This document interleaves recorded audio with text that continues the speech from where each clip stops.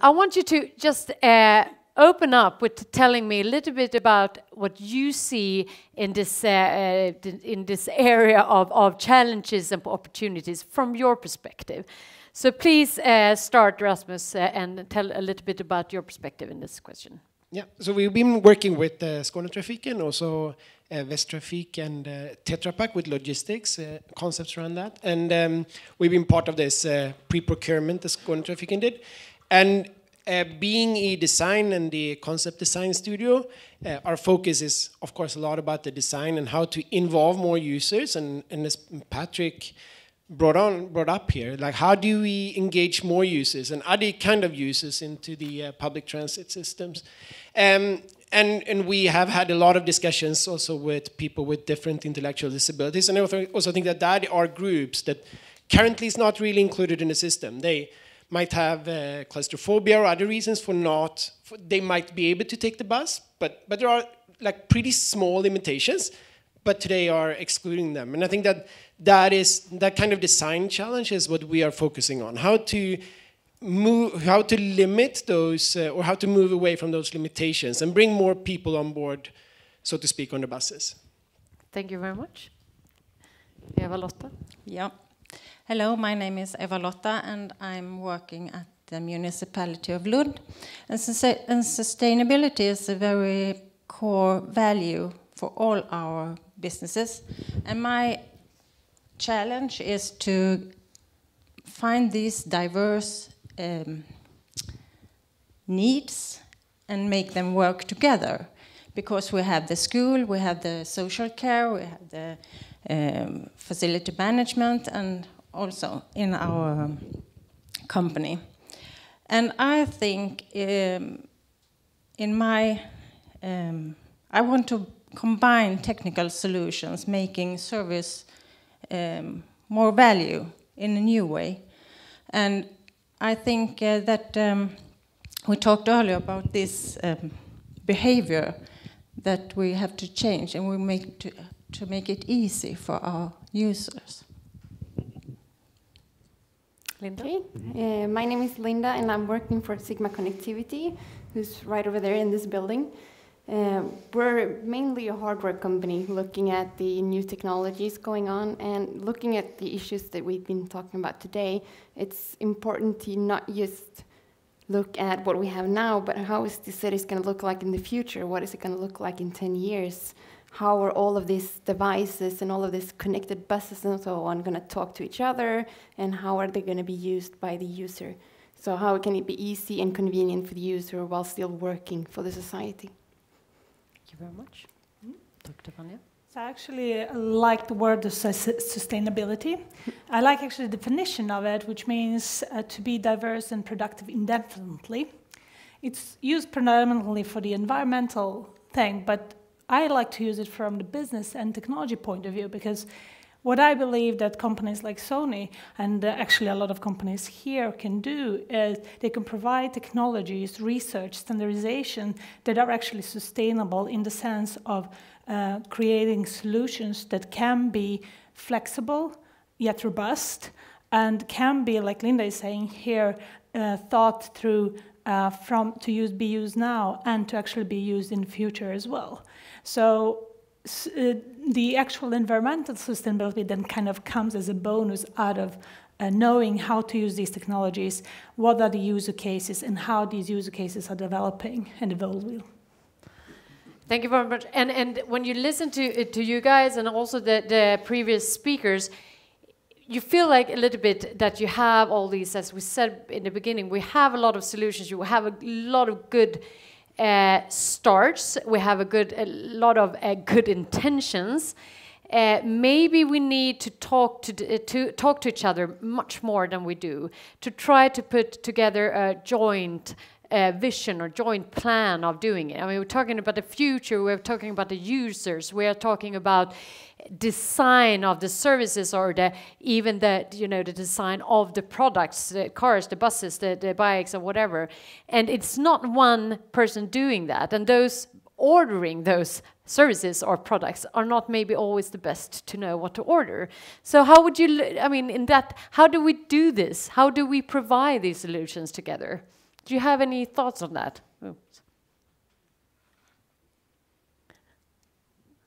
I think this event is a great way of sharing ideas, sharing examples, and we're talking a lot about platforms. I think we need a platform for showing good examples and bad examples as well. Don't hide them, because it's about from our mistakes we learn.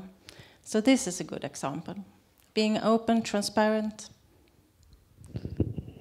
That's Yeah, I think also we've been working with Västtrafik, and they're really heavy into what they call combined mobility, and I think that's also an important part of this, where you create some kind of platform where different kind of mobility services can tie together.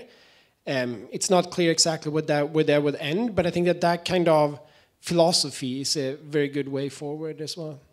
But who will take the initiative to do this? So in the case of Västtrafik, they're the ones, they've been pulling together a lot of different partners from both technology sector and transport sector and innovation and design.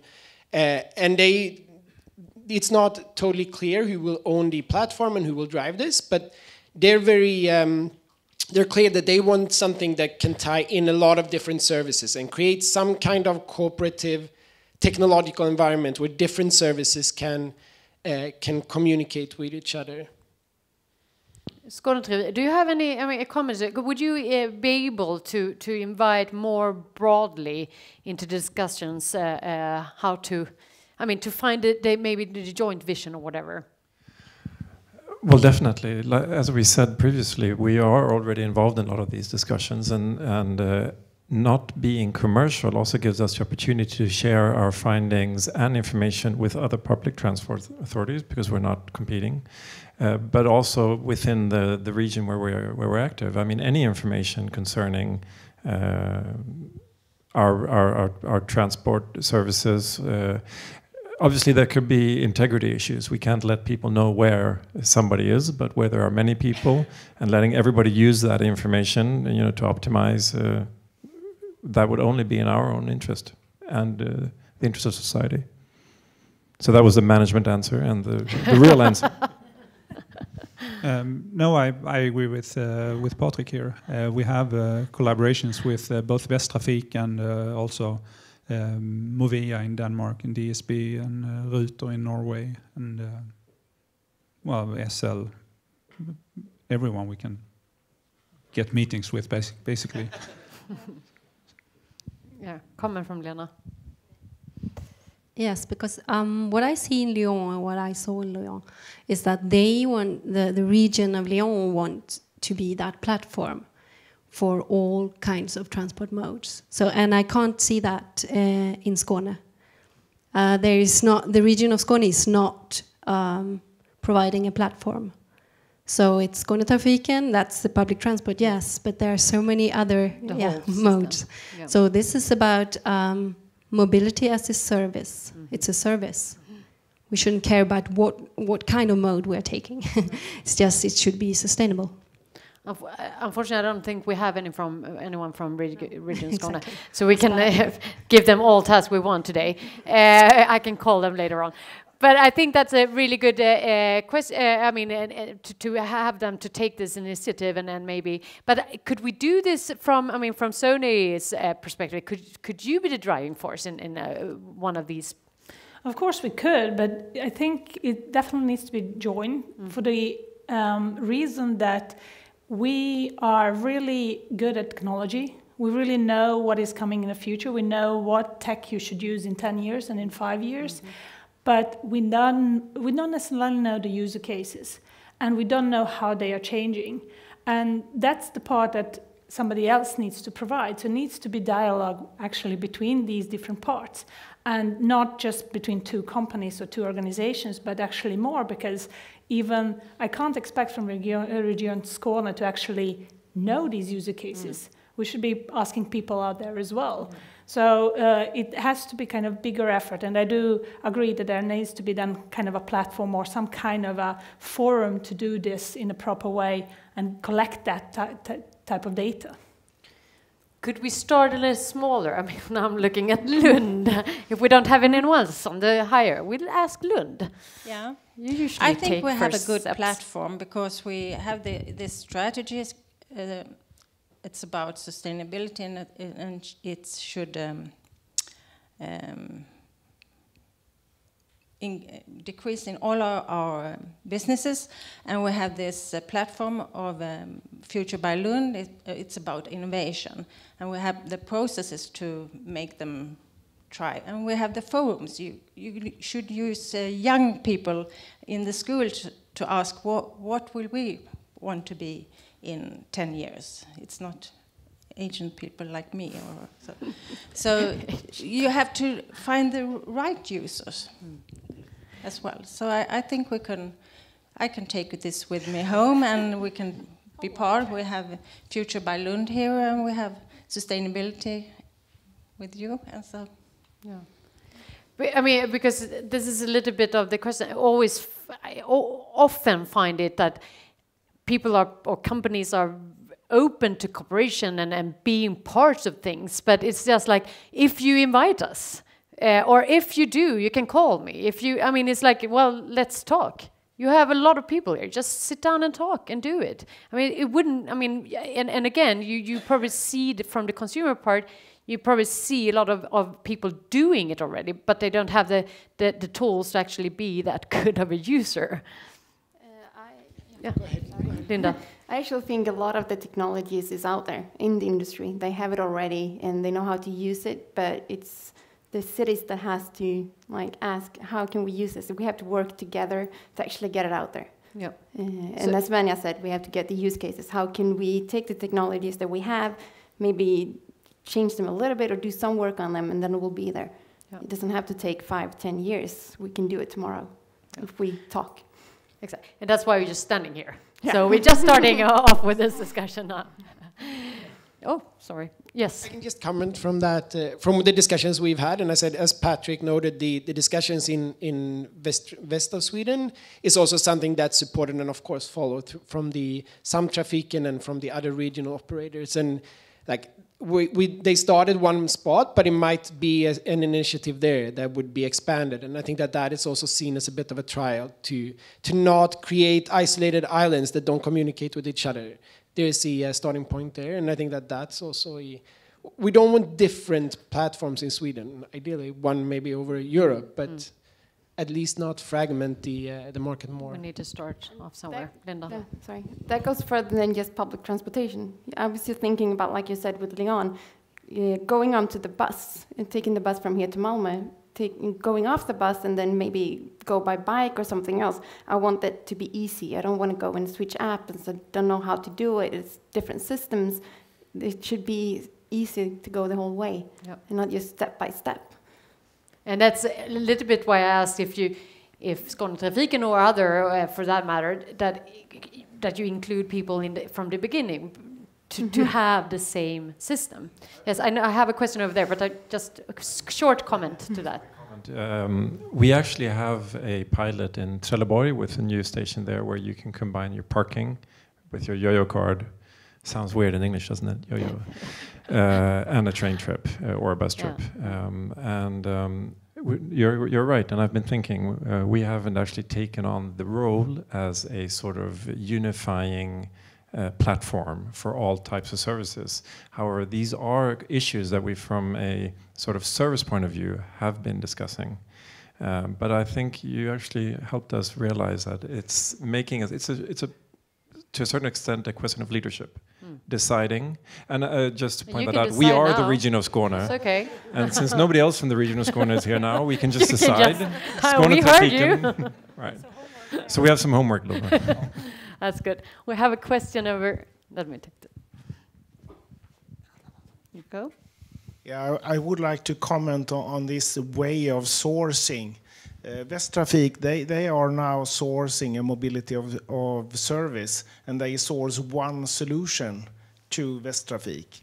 I would like to see solutions where they provide APIs and provide the databases and information, and then maybe partly finance 3 or 4 services and support the development of the variety of solutions instead of being stuck, as Patrick was describing about the yo-yo. It takes a long time, and you are stuck in the LOU sourcing and so on. So if you would go for a more open provision from the city and say that this is what we aim for, and this is we can orchestrate and provide the information, that would be creating much more of entrepreneurship and also provide those technologies. The problem is not the technology. The problem is the innovation in rules and regulations and also business models. Yes.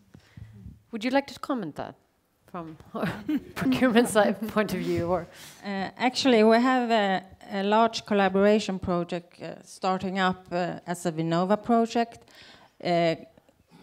concerning Internet of Things, mainly about the city of Lunds Central. It's a disaster transport area, as you know. And we are going to build a lot of new buildings there and for the speed train, höghastighetståg. And we are also, a big issue in this project is not the technology, it's the business model, it's a platform of open data, and it's legal matters. How does we share this information, open data, in a proper way? how do you do that? No, we're not. We are starting up this project now. Yeah. And who when you start looking at that and then how to share that data, are you who is helping you with that, so to say? Almost anyone on this. It's Malmö, it's Mobile Heights, it's a lot of entrepreneurs, and it's Dr Trafiken as well, I think. So there's a lot of collaboration. What is the data you're talking about? Explicitly, because sometimes I feel like we really want to share data, or do something, but who is it actually benefiting sharing that data, or is it just something that you need to use to learn, or somebody else? What specific data is that you're talking about? This is a project about mainly first collecting data about transport and moving people, getting a picture of the situation around the Lunds Central. But it's also about how to build an IoT network infrastructure so that you could, in sensor network, so that you can invite anyone that has data to this platform and share it, and others to use it. So we have a little amount of data in the first, but it's our goal is to that anyone could share in. Because sometimes it can be really hard to understand, to know what data to collect. Yeah, that actually is probably the hardest part, because if you don't, it's a challenge of having a vision and then or not having a vision. And it also combined to having all the tools to actually collect the data. But if you don't have the vision and what you want to be doing, then collecting is going to be just kind of useless, right? So, and it's a balance, because this is something that takes over time. So, which means that you need to kind of tweak it along the way all the time. So, I think that's probably one of the biggest things that you start. I think, like you guys presented, that was really 18 years. Come on, I mean, a lot really happened during that time. So you don't want to be. You need to find a way of doing this actually very flexible, in a flexible way. And you also have to make sure that you don't build one solution for collecting data about the air pollution, and another about the traffic, and a third about anything. So we want to find a way to handle that in a smart way. Anyone have a comment or question? Yes, there.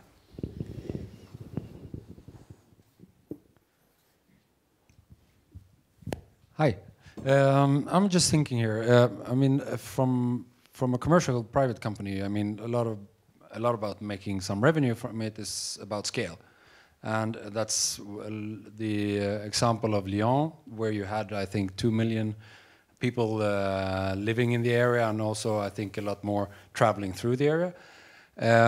What do you think about is it possible to build something in such a small town as Lund or Malmö, and to attract commercial business on top of that, sort of in the collaboration, or is it too small?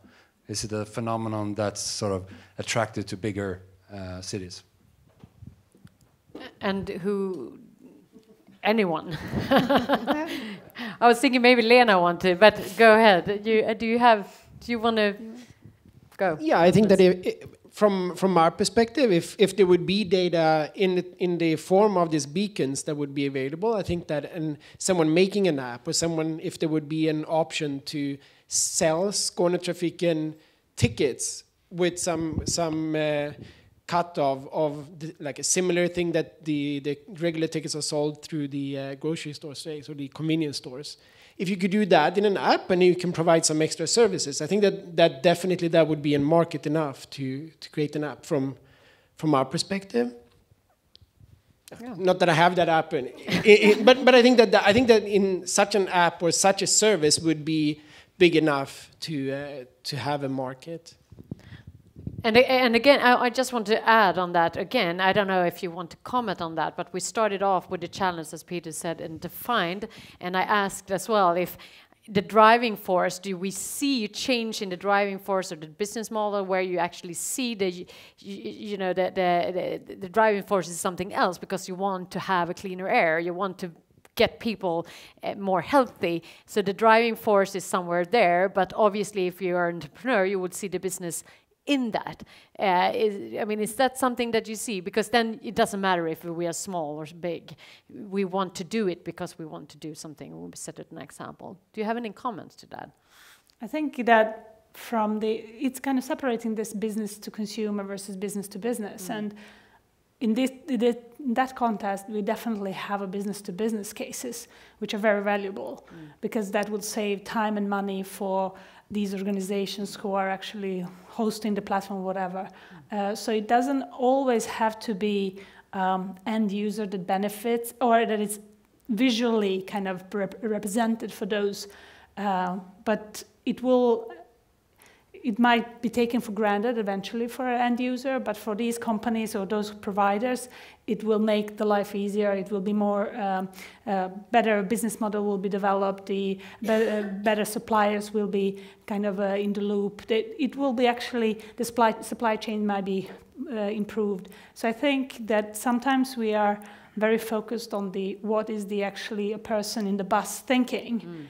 Whereas we could be thinking, okay, so how do we maintain all the buses? So who's actually paying for that, and how can we minimize the cost for maintenance of these buses that we can improve then the cost effectiveness of those who are running that business?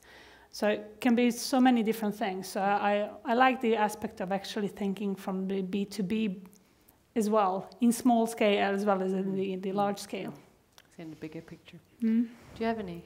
Linda, no, I just think it's two sides. It's both for the commercial companies, of course, they want revenue, they want something back. But linking back to where we started with sustainable cities, like you said, good air, there's so much more to it. So we have to look at the whole spectrum rather than just revenue and money back. Is there any other questions from the audience?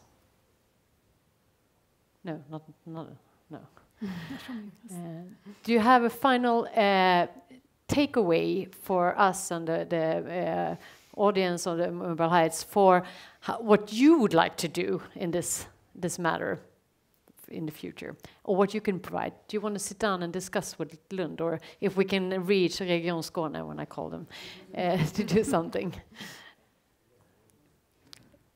You can start. Yeah, I can start. I guess that I would like to see something that you guys have already highlighted, in a sense, the kind of change of the mindset and leadership, where the kind of fast and more efficiency is more prioritized than regulations. Now, maybe borderline insulting people. I don't know, but I think that will help the communication with companies much easier, because of the fact that many companies, or all the companies, want to see kind of the end result in revenues and going forward with bringing something to market. But if we are stuck in this never-ending negotiations and what to do and not to do, and doing projects and doing feasibility testing and stuff like that, and never really coming out with anything, then more and more companies will kind of drop out. And definitely the small companies that might come with really innovative solutions will not even start negotiating, because they know that it's hopeless. So that will be from less regulations. Change of mindset. I'm not politically correct. To look at anyone. No, I fully agree with Vanja. I think she said most of what I had as well. I really do believe that we have to sit down and we have to start the conversation at an early stage, rather than working in silos, just saying we want public transport, we want better roads, we want smarter buildings. Just talk to each other in between the different silos to make it better. Yeah, I also agree. I think going cross businesses, not just share experience in the same area with the logistics or transport, crossing business experience and so. And I really personally liked Optimod. Making one app, making everything easier, no matter who delivers it. I think what I would want to, as an app developer, something like, I don't know your name there, but what you suggested for the Västtrafik initiative, if I would be able to sell tickets and would be able to just sell 1,000 tickets a month, maybe that's it's enough if I could make something really small as an entrepreneur and develop on top of that, and like use the it doesn't have to always be huge solutions. If it would be open in that way, that I could leverage whatever is steering beacons, sell tickets from only this one bus stop. If that's open, then I think there's a lot of growth that could come from that. And I think that, I mean, we're being part of the Skånetrafiken pre-procurement. I think that they're definitely, or you are definitely on the right path here in using the spirits and the initiatives from the small startup community. But doing it even more in some way.